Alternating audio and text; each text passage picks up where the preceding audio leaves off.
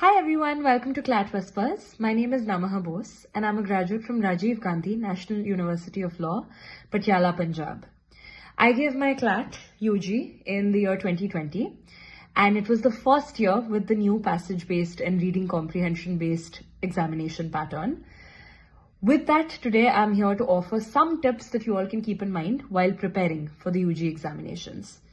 Number one, start with your mock. Start the preparation while giving mocks.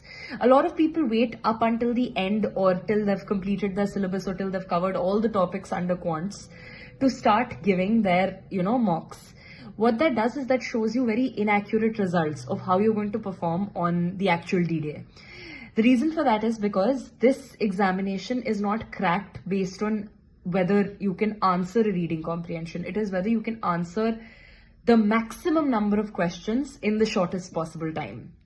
So because of that, I'd suggest that you start on day one, give a mock, and then find out which section are you weak at. If you take 15 minutes and you solve one maths question, you're going to feel you're good at maths. But the truth of the matter is that you do not have 15 minutes on the real day. So start with giving a mock.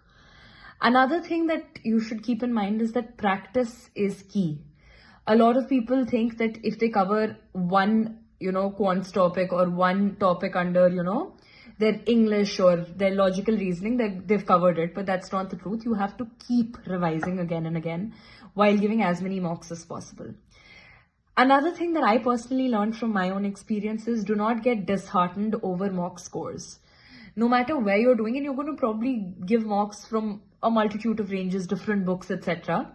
But don't get disheartened seeing the score. Scores are variable. What really happens on the real day with the stress, the time management of that day is very different than what you do maybe in a mock round. So even if you have gotten low scores in a few mocks, that does not necessarily mean that you're going to score low on the real day as well. So please give as many mocks, but do not get disheartened by the scores. Another thing that a lot of people will tell you during this is that it is very important not just to give a mock, but to analyze the mock, to see where you went wrong, why you went wrong, what can you do to improve that. So let's say you see that you made certain errors that you're repeatedly making. There are accuracy errors in the English section. It would be absolutely appropriate for you to analyze the mocks and see what exactly is it that is going wrong. Do you panic between two choices? Is it something that you're absolutely not even near the target when you see the options? And then you can actively work on it. So it is very important that you analyze these mocks. It's also very important that you do not ignore the quants section. So most of the law students I know struggle with quants.